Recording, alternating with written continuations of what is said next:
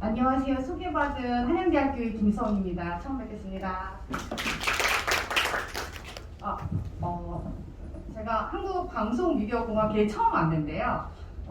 이 발표에 대해서 이제 함께 하자는 제안을 받았을 때, 아까 세션장에 미리 오셨던 선생님께서 말씀하신 것처럼 잘 몰라가지고 학회에서 어떤 논의들을 하고 계신지 잘 몰라서 어떤 주제를 소개하면 좋을까라는 고민을 되게 많이 했어요. 그 덕분에 방송 미디어와 관련된 논의들을 찾아볼 수 있는 계기가 됐고요. 메타버스 윤리와 관련해서 이제 연구를 함께 하고 있는 연구진으로 김성희, 이상욱, 방준석 박사님이신데요. 오늘 한양대학교 이상욱 교수님께서 함께 하고 싶어 하셨는데 서로 다른 일정으로 인하여 불가피하게 내려오지 못했습니다.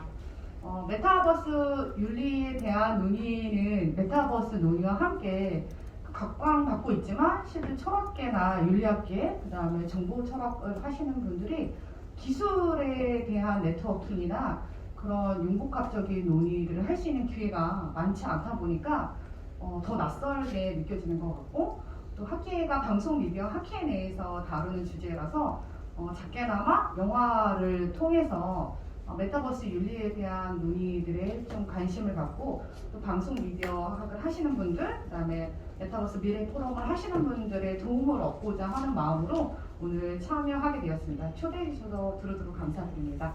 네, 시작해 보겠습니다. 소개받은 대로 영화 레디 플레이어 원을 통해 살펴본 메타버스 윤리인데요. 최근에 레디 플레이어 원이 너무 각광을 받고 있어서요. 영화가 처음 나왔을 때는 SF 아니야 뭐 이랬는데, 실제로 이 영화가 베이스가 된 기본이 된 소설은 진짜로 너무도 각광을 받고 베스트셀러가 될 만큼 인기 있는 작품이었거든요. 근데 메타버스에 대한 기술적인 논의, 그다음에 정책적인 논의들을 하기 시작을 하면서 윤리적인 논의에 대해서도 이 영화를 통해서 조금 소개를 하면 어떨까라는 생각이 들었습니다.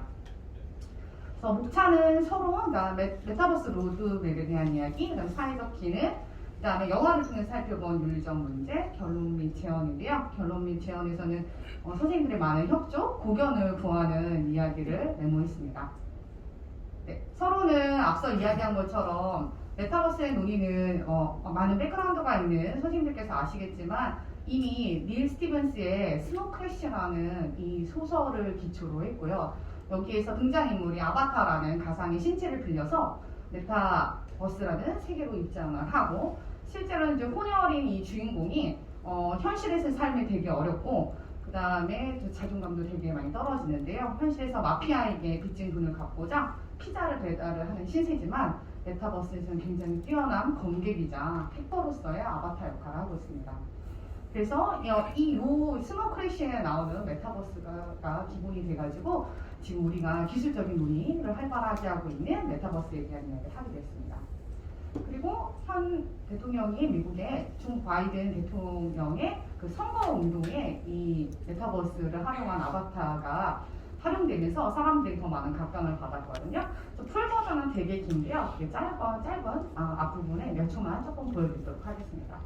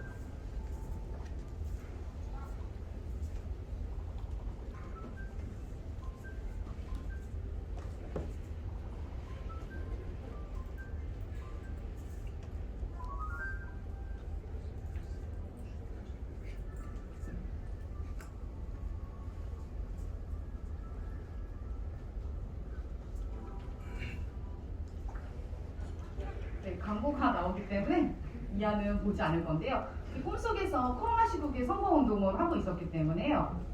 요 메타버스 플랫폼을 활용해가지고 정책이 어떤 것들이 있는지 또 젊은이들이 선거에 관심을 가질 수 있는 계기를 마련하는데 메타버스가 하는 얘기를 했습니다.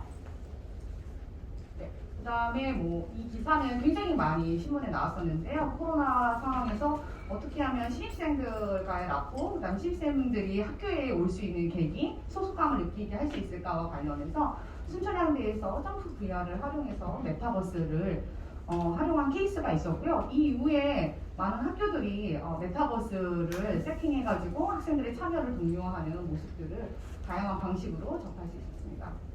또 메타버스가 활용되는 다양한 예는 아무래도 홍보나 마케팅, 유통에서 가장 많이 볼 수가 있는데요.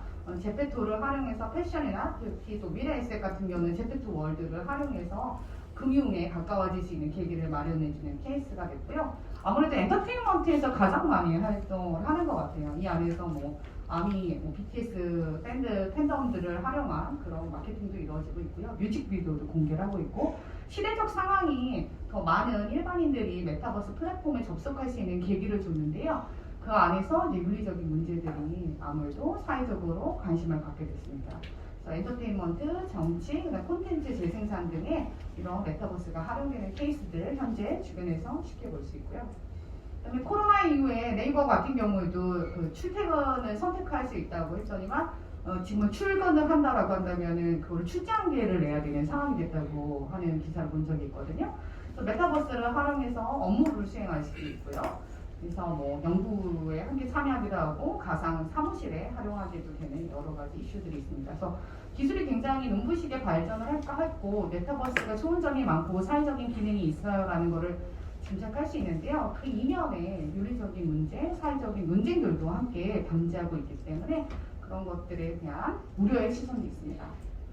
첫 번째로 메타버스에 대한 우려의 시선은요. 아무래도 메타버스에 적용되는 많은 정보들, 그래서 메타버스 세계에는 현실 세계에서 생산되지 않았던 개인정보가 수집되고 처리되고 있고요. 메타버스에서 무엇을 보고 누가 교류하는지 시선 처리를 추적해서 심리 상태를 분석하는 일명 메타버스 빅브라더가 등장하는 계기가 됐습니다. 그 다음에 메타페인이라는 단어도 요즘 쓰이고 있고요. 그 다음에 제페토에서 문제가 되고 있는 여성 캐릭터가 들어왔을 때 남성 캐릭터들이 둘러싸는 이런 이슈들로 생각해가지고 온라인 성범죄, 추행, 언어 폭력 같은 게 일어나고 있고요. 게임 페인에 대한 문제는 여전히 과거부터 이슈가 되고 있어서 게임과 관련해서 질병 코드를 넣어야 되는 건 아니냐라는 논쟁까지 가고 있습니다. 그리고 디지털 자산과 관련해서는 신종 금융 범죄가 발생할 위험이 크고 실제로 일어나고 있기도 하고요. 무엇보다도 이 메타버스에 접속할 수 있는 사람들의 정보 격차가 너무 크고 세대 격차가 크다 보니까 해킹 문제, 신분 인증과 관련된 문제, 보안 문제 등과 관련된 신종 파생 범죄들이 일어나고 있습니다. 또 데이터 편향의 문제나 알고리즘 차별성 역시도 메타버스와 관련한 우려의 시선인데요. 이 우려의 시선들을 어떻게 예방할 수 있는지 혹은 어떤 방식으로 사람들에게 새로운 재교육을 할 수 있는지에 대한 논의는 현재 미흡한 상태로 보입니다. 그래서 본 연구에서 앞으로 계속 진행되는 이야기인데요. 메타버스의 사회적 기능, 긍정적인 순기능, 더 나아가서 메타버스에서 발생할 수 있는 윤리적 문제가 무엇인지에 대해서 고민을 하고 또 여기와 함께 계신 선생님들의 고견을 듣고자 합니다.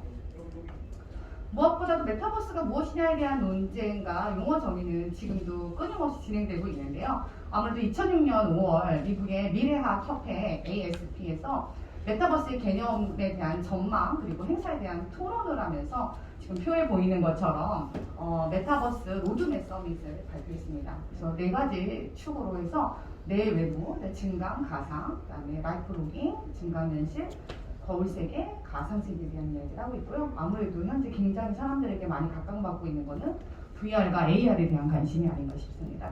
그래서 2007년에 이걸 기초로 메타버스 로드맵 보고서를 발표했습니다. 이 보고서를 조금 더 확장해가지고요. 증강현실과 내부에 해당하는 라이프 로깅에는 뭐가 있는지, 그다음에 외부하고 증강이 있는 증강현실에는 무엇이 있는지, 가상과 외부에 해당하는 미러월드에는 어떤 사례가 있는지, 내부와 가상에 VR을 활용한 것들은 무엇이 있는지에 대한 세부적인 보고서들이 나오기 시작을 했고요. 아무래도 가장 익숙하게 다가오는 메타버스의 한 버전인 VR은 VR 게임, 그다음에 페이스북, 메타, 그다음에 호라이즌과 같은 3D 월드를 체험하는 계기들을 마련하고 있고 교육계에서는 더더욱 이런 것들을 활용해서 학생들이 학교를 못 가는 상황에서 학습이 지연되지 않도록 그런 것들을 예방하는 그런 것들에 활용하고 있습니다. 메타버스의 사회적 기능으로는요, 그 서울시 같은 경우는 메타버스 서울을 구현하고 있습니다. 그래서 서울시는 포스트 코로나 등 변화하는 시정 환경에 대응하고 하는 신개념으로 공공 서비스를 제공하기 위한 신기술 기반 메타버스 서울을 구축하고 있는데요. 메타버스의 사회적 기능과 관련해서 이 장표를 보게 되면은 산업 생태계 육성을 위해서 어떻게 메타버스를 활용할 것인지, 교육 분야에서는 메타버스 학습 지원을 어떻게 할 것인지, 문화 관광 분야에서는 온데드 문화 마케팅을 어떻게 할 것인지, 소통과 관련해서는 맞춤형 열린 소통을 메타버스를 구현해서 어떻게 할 것인지에 대해서 상세하게 이야기하고 있고요.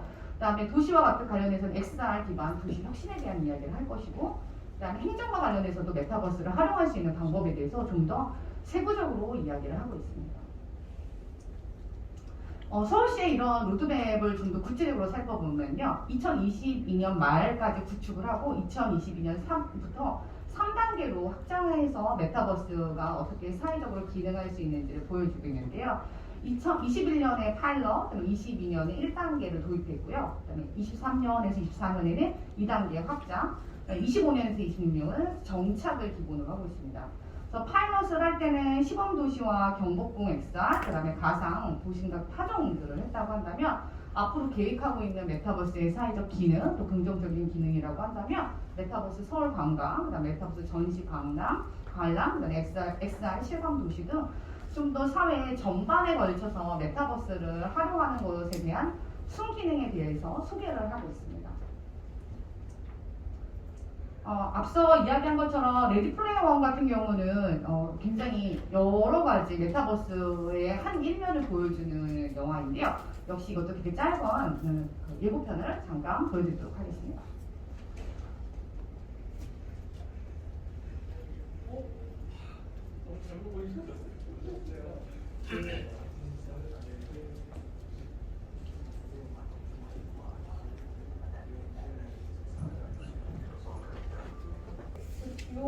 아마 메타버스가 너무 낯설선 누군가 있다고 한다면 이 영화에 구현되는 것들이 메타버스의 대표적인 사례가 되지 않을까라고 생각이 듭니다. 그래서 2008년에 개봉한 이 레디 플레이어 원 같은 경우는 동명 소설을 기획하고 있고요. 스티븐 스필버그 감독이 제작하고 감독했습니다. 실제로 이렇게 메타버스의 좋은 점들 너무 많은데요.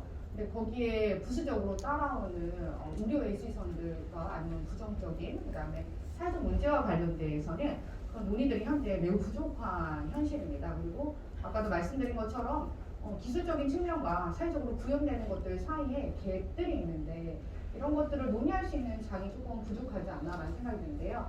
이 영화 예고편에서도 본 것처럼 실제로는 메타버스 기술의 범위와 윤리적 기술에 대한 인식의 차이가 가장 크고요. 메타버스를 활용한 기술 그 자체도 기술이 되고요. 대상도. 그다음에 엔지니어가 제공하는 무역의 서비스나 노하우도 기술의 한 대상이 되고요. 그다음에 공학의 기초가 되는 지식도 기술의 일부가 되고 메타버스를 상징하는 제도도 기술의 일부가 되며 의도도 기술의 일부가 됩니다. 그래서 대상, 과정, 지식, 상징, 의지라는 이 다양한 기술의 층위에 따라서 구현될 수 있는 긍정적인 측면, 부정적인 측면에 대한 논의들이 조금 이루어져야 되지 않나라는 생각이 들고요. 실제로 저희가 메타버스와 관련된 이야기를 할 때 가장 많이 언급하는 사회적 문제는 정체성의 분열이죠. 그다음에 디지털 범죄에 대한 거, 그다음에 중독에 대한 논의들인데요. 이 논의들이 단독으로 이렇게 있는 것이 아니라 실제로는 연관돼서 심화된 버전으로 사회 문제로 구현된다는 것입니다. 킴벌리 영 같은 경우는 사람들이 이렇게 메타버스에 열광하는 거 아니면 VR, AR과 같은 그런 기술에 열광하는 거는 어떤 의미로는 현실 탈출의 욕구 혹은 마인드 세대, 그 다음에 자만심을 충족하기 위한 그런 마음들 때문에 구현되는 것이라고 이야기를 하고 있거든요. 그래서 본 논의에서는 메타버스의 사회적 기능에 대해서 긍정적인 기술적인 측면, 그 다음에 지역사회에서 구현하는 방법, 그 다음에 메타버스의 속성, 기능, 지능 기술에 대해서 살펴봤고 다양한 층위에서 기술에 대한 결합의 문제에 대한 고민을 해볼 필요가 있을 뿐만 아니라 정체성 혼란과 중독으로 인해서 생기는 메타버스의 부수적인 문제에 대해서 관심을 가질 필요가 있다는 것을 살펴봤고요. 이를 위해서는 메타버스 내에서 추가적으로 살인과 폭행 같은 경우도 현재 이루어지고 있고 가상화폐 발행과 관련된 문제도 사회적 문제로 지금 부각되고 있습니다. 그다음에 지식재산권 침해에 대한 문제들도 굉장히 큰 이슈가 되고 있기 때문에 이에 대한 관심이 필요할 것으로 보이고요. 이를 위해서는 사회적, 윤리적, 정책적 논의, 또 기술적으로 메타버스 내 윤리에 대한 관심, 그다음에 윤리적 논쟁에 대한 인식 변화를 위한 방송 미디어, 그다음에 콘텐츠 제작에 필요한 지원과 관심, 그다음에 학자들과의 연대가 필요하지 않을까라는 생각을 해봤습니다. 네, 경청해 주셔서 감사합니다. 고맙습니다. 네, 감사합니다.